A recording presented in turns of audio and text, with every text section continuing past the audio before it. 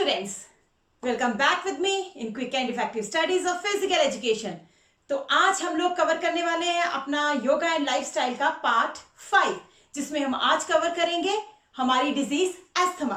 और एस्थमा में हम देखेंगे कि एस्थमा क्या होता है, इसके सिम्टम क्या होते हैं और रिस्क फैक्टर इसके कौन से हैं। और इसके साथ साथ ये भी देखेंगे कौन से ऐसे आसन हैं जिनके साथ हम एस्थमा को प्रिवेंट कर सकते हैं। तो चलिए स्टार्ट करते हैं हमारा लेसन। तो स्टूडेंट, सबसे पहले डिस्कस करते हैं कि एस्थमा है क्या। Asthma is caused due to the combination of environmental factor and genetic factor. Asthma एक लंग्स की डिजीज है जिसमें हमारे एयरवेज ब्लॉक हो जाते हैं, कई बार उनमें स्वेलिंग आ जाती है और नैरो हो जाते हैं। और नैरो होने के कारण ये सांस लेने में दिक्कत आती है, एक इंडिविजुअल प्रॉपर ब्रीथ नहीं ले पाता है। ठीक है, आपने कभी नोट किया होगा कई बार जो एस्थमा पेशेंट होते हैं, ठीक है, या बहुत ज्यादा जिनको कफिंग हो रही होती है, ठीक है, तो उनके नाक से एक साउंड आती है विस्लिंग की। ठीक है, एक विस्लिंग की साउंड जो है वो उनके नाक से आती है क्योंकि वो प्रॉपर सांस नहीं ले पा रही हैं। तो एस्थमा का जो पेशेंट है उसको अगर एस्थमा ज्यादा हो जाए, एस्थमा ज्यादा होने पर एयरवेज जो है वो स्वेल हो जाती है, जिसके कारण क्या है, म्यूकस प्रोड्यूस होती है, कफिंग भी बहुत ज्यादा होती है और उसके साथ क्या है, एस्थमा अटैक भी आ जाता है। इसीलिए जो एस्थमा पेशेंट होते हैं उनको ये एडवाइस दिया जाता है कि किसी तरह की भी जो स्मोक है उसको अवॉइड करें, उससे अवेयर रहें। ठीक है, किसी तरह की धूल मिट्टी या स्मोक, एनिमल्स की स्किन, फर, उसको अवे करें। बट जो ये एस्थमा है ये इसको हम कंट्रोल कर सकते हैं। कैसे कंट्रोल कर सकते हैं? हमारे पास कुछ आसन है, इन आसन को अगर हम कॉन्टिन्यूसली इसकी प्रैक्टिस करेंगे तो हम एस्थमा को अवॉइड कर सकते हैं। सबसे पहले है सुखासन, भुजंगासन, चक्रासन, गोमुखासन, मत्स्य आसन, पर्वतासन एंड पश्चिमोत्तान आसन। तो स्टूडेंट्स, इन आसन को करने के साथ क्या है, हम एस्थमा को कंट्रोल कर सकते हैं। आगे वीडियो में आप टर्न बाय टर्न इन सारे आसन्स की परफॉर्मेंस देखोगे, इनके बेनिफिट्स देखोगे। ठीक है, कौन सी इनको करते हुए हमें प्रिकॉशन लेने हैं वो देखोगे और कॉन्ट्रा इंडिकेशंस क्या हैं आसन के, सारा आपको आगे टर्न बाय टर्न बिल्कुल क्लियर दिया है, जो आपको आपके एग्जामिनेशन में बहुत हेल्प करेगा। तो चलिए देखते हैं आगे हमारे इन आसन्स के वीडियोस। मत्स्य आसन संस्कृत भाषा के शब्द मत्स्य का अर्थ मछली है। इस आसन की फाइनल पोजीशन में हमारी बॉडी जो है वो एक फ्लोटिंग फिश के जैसी दिखती है, इसीलिए इसे मत्स्य आसन कहा जाता है। बट इस आसन को एक कोच की देखरेख में ही करना चाहिए। तो चलिए देखते हैं कौन से बेनिफिट्स होते हैं हमें इस आसन को करने से। ये आसन जो है हमारे ब्रेन की तरफ ब्लड सप्लाई को इम्प्रूव करता है। इस आसन को करने से हमारे लंग्स एंड रेस्पिरेटरी डिसऑर्डर जो हैं वो भी ठीक हो जाते हैं। ये आसन हेल्पफुल होता है डायबिटिक इंडिविजुअल्स के लिए और इस आसन को करने से हमारी बॉडी पोस्चर जो है वो भी इम्प्रूव हो जाता है। तो now we will discuss precautions, हमें कौन से लेने चाहिए जब इस आसन को हम परफॉर्म करते हैं। सबसे पहले मैक्सिमम आर्च जो है वो स्पाइन की हमें बनानी चाहिए जब हम इस आसन को करते हैं, और हमारे जो आर्म्स है वो बेंड होनी चाहिए एल्बो से। नेक्स्ट हमारे पास आता है कि जो हमारा हेड है वो फ्लोर को टच होना चाहिए, the crown of head should touch the floor, और हमारे जो नीज है उस टाइम पे वो रेस नहीं होने चाहिए। कॉन्ट्रा इंडिकेशंस, कॉन्ट्रा इंडिकेशंस में ये आता है कि जो इंडिविजुअल सफर कर रहे हैं कार्डियोवेस्कुलर डिजीज से, हर्निया से, arthritis, knees, ankle and spinal problems जिनको है उनको ये आसन जो है अवॉइड करना चाहिए, उनको ये आसन परफॉर्म नहीं करना चाहिए। नेक्स्ट इसके बाद आप इसका वीडियो देखोगे जिससे आपको अपने वर्ड्स मिल जाएंगे कि आप किस तरह से इसका प्रोसीजर जो है वो डिस्क्राइब कर सकते हो।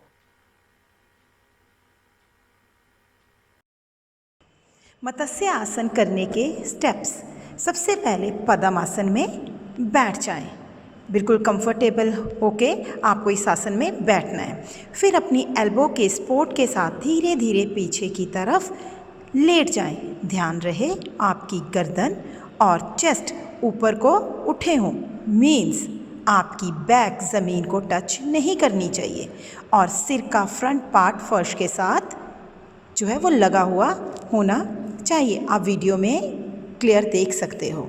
हाथों की इंडेक्स फिंगर से हुक बनाकर पैरों के अंगूठों को भी आपने पकड़ना है। फिर 10 से 15 सेकंड्स तक या जब तक आप कंफर्टेबल हो इस पोजीशन में रहें और धीरे धीरे फिर वापस अपनी पहले वाली पोजीशन में वापस आ जाएं और रिलैक्स करें।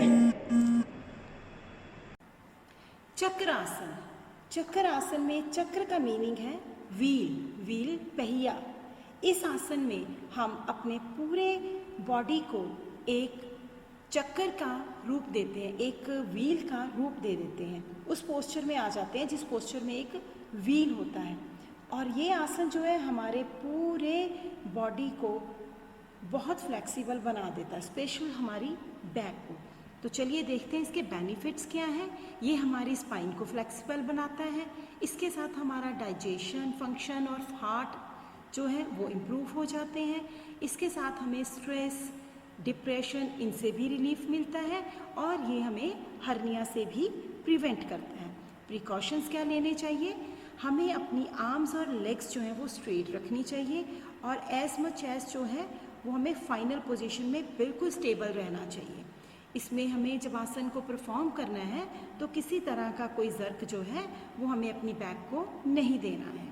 कॉन्ट्रा इंडिकेशंस इसके, जो weak wrist, high BP, hernia इन प्रॉब्लम्स को फेस करते हैं, ठीक है, उनको इस आसन को अवॉइड करना चाहिए। और जिनको शोल्डर में भी पेन है उनको भी इस आसन की प्रैक्टिस ज़्यादा नहीं करनी चाहिए। चक्र आसन करने की विधि। पीठ के बल लेट जाएं, लेग्स एंड नीज को बेंड करें, हील्स हिप के पास रखें और पैरों के बीच में 12 इंच का डिस्टेंस होना ज़रूरी है। फिर आर्म्स एंड एल्बो की हेल्प के साथ अपनी बॉडी को धीरे धीरे ऊपर उठाएं, जैसा आप वीडियो में देख सकते हैं।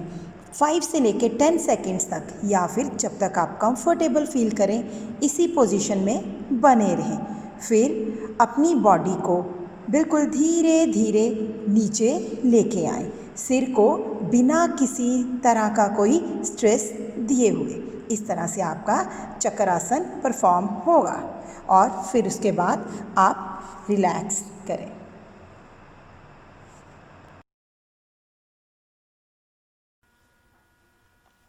गोमुख आसन। गो का अर्थ है गाय और मुख का अर्थ है मुंह।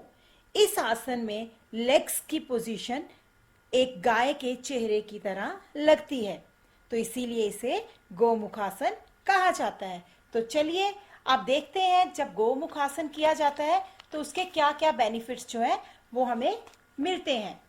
गोमुखासन करने से हमारी कंसंट्रेशन इंप्रूव होती है, स्ट्रेस और एंजाइटी जो है वो भी रिड्यूस हो जाती है। गोमुख आसन करने से हमें आर्थराइटिस और लंग्स कैपेसिटी जो है इसके लिए ये हेल्पफुल है। इसके साथ हमें बैक पेन, स्केटिका और कई तरह की स्टिफनेस जो हमारी शोल्डर और नेक में होती है उससे भी हमें रिलीफ मिलता है। तो नेक्स्ट हमारे पास आता है प्रिकॉशंस। हमें कौन से प्रिकॉशंस लेने चाहिए? हमें इसे आसन को करने के लिए जो हमारे नीज हैं, सबसे पहले तो ये एक दूसरे के ऊपर आने चाहिए। फिर सिर और गर्दन बिल्कुल सीधे होने चाहिए, इनको झुकाना नहीं है। और जब ये आसन परफॉर्म किया जाए तो बिल्कुल सामने देखना है और हमारे नीज को ऊपर की तरफ उठने नहीं देना है। कुछ कॉन्ट्राइंडिकेशंस जो है वो है, जो सफ़र कर रहे हैं पाइल से, ब्लीडिंग वाली पाइल से, उनको ये आसन जो है वो अवॉइड करना चाहिए। नेक्स्ट हम इसका आपको एक वीडियो दिखाते हैं, उसमें से आप अपने अकॉर्डिंगली लैंग्वेज लिख सकते हैं कि किस तरह से आपने पेपर में अगर ये आसन आ जाता है तो कैसे आपने लिखना है। आप उस वीडियो के अकॉर्डिंगली देख के अपनी लैंग्वेज में उसको एक्सप्लेन कर सकते हैं। पहले लेफ़्ट लेग को बेंड करके राइट तरफ लेके जाके राइट हिप के नीचे रखना है, राइट नी को मोड़कर राइट पैर को लेफ़्ट लेके जाना है और लेफ़्ट हिप के पास रखना है। इसके बाद लेफ़्ट एल्बो को बेंड करके शोल्डर के नीचे से घुमाकर ऊपर को लेके जाना है और राइट एल्बो को अपर शोल्डर से घुमा के नीचे की तरफ लेके आना है। फिर दोनों फिंगर्स का हुक बना के होल्ड करना है और 10 से 15 सेकेंड्स तक इस आसन में रहना है। पश्चिमोत्तानासन करने की विधि। सबसे पहले दोनों टांगें फैला लें और अपनी एल्बोस को मोड़कर आगे को झुकें। फिर इंडेक्स फिंगर से हुक बनाकर अंगूठों को या पंजों को पकड़ें। सिर आगे झुकाकर दोनों आर्म्स के बीच में रखें और 5 से 10 सेकंड्स तक इसी पोजीशन में रहें। इस पोजीशन में रहते हुए नीज़ बेंड नहीं होने चाहिए और आपका माथा या फोरहेड जो है वो नीज़ को टच करना चाहिए।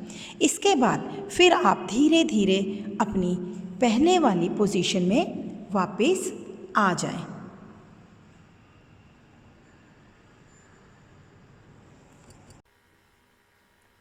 पर्वत आसन। पर्वत मीन्स माउंटेन एंड आसन मीन्स पोज। तो ये पर्वत आसन जो है इसकी स्पेशलिटी है कि ये हाइट इंक्रीजिंग में बहुत इफेक्टिव है और इसको करना बहुत इजी है और इसके रिजल्ट भी बहुत क्विक मिलते हैं। तो चलिए देखते हैं इस आसन को करने से हमें बेनिफिट्स क्या मिलते हैं। ये आसन हमारी पूरी बॉडी को स्ट्रेच देता है और हमारा ब्लड सर्कुलेशन भी इंक्रीज करता है। इस आसन को करने से हमें मेंटल फटीग जो है वो भी हमारी दूर हो जाती है और हमारे एब्डोमिनल मसल्स टोन होते हैं।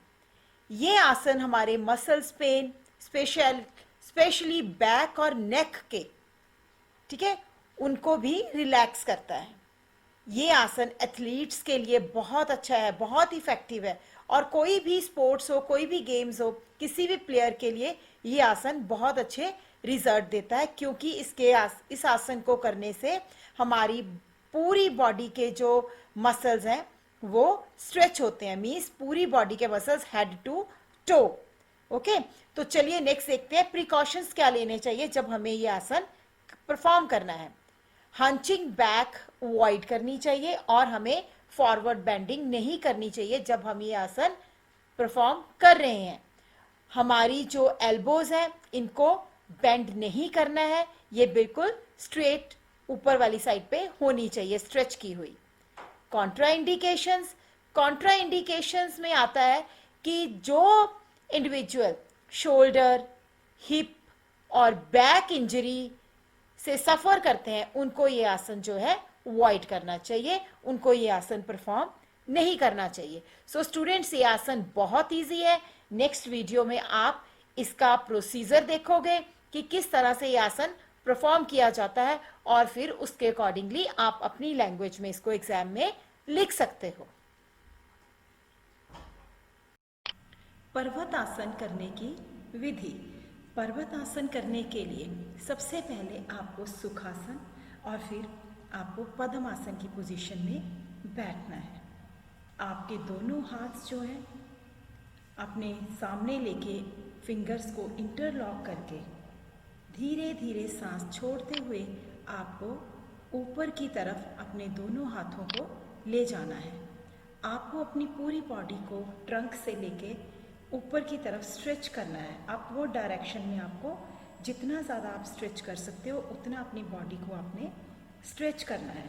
आपकी जो फिंगर्स हैं वो इंटरलॉक होनी चाहिए और जो हैंड्स हैं वो अपवर्ड स्ट्रेच होने चाहिए। इस पोजीशन में आपको लिटिल लॉन्गर टाइम तक रहना है और ब्रीथ आपको नॉर्मल ही रखनी है। फिर आप अपने इस पोजीशन से धीरे धीरे वापस आएंगे सेम वे और इसकी 8 से 10 राउंड्स में आप रेपिटेशंस कर सकते हैं। सुखासन।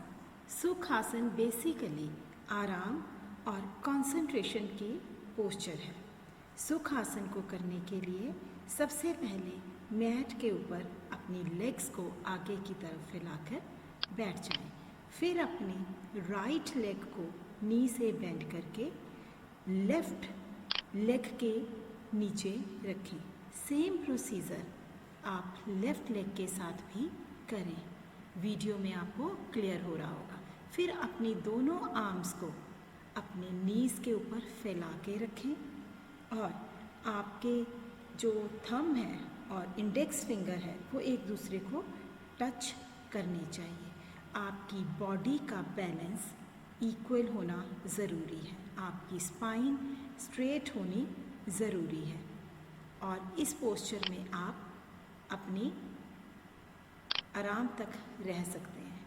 फिर धीरे धीरे इस पोस्चर से बाहर निकल के आप रिलैक्स करें।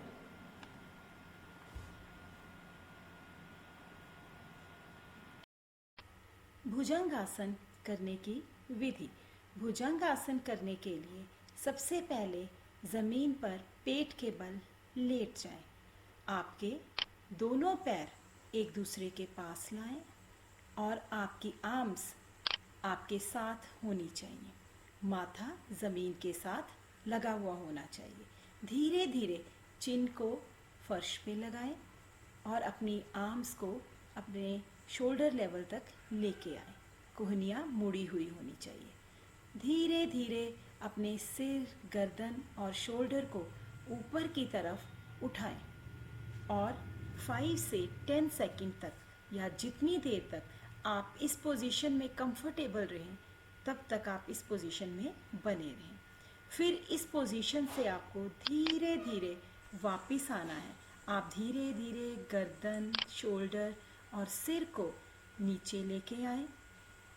आपका फोरहेड ज़मीन के साथ टिकाएं। आपकी आर्म्स आपकी साइड्स पे होनी चाहिए और फिर रिलैक्स कीजिए।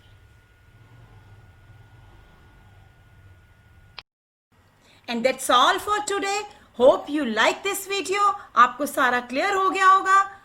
And thank you so much for watching this video. If you like it, then please share and subscribe. Thank you.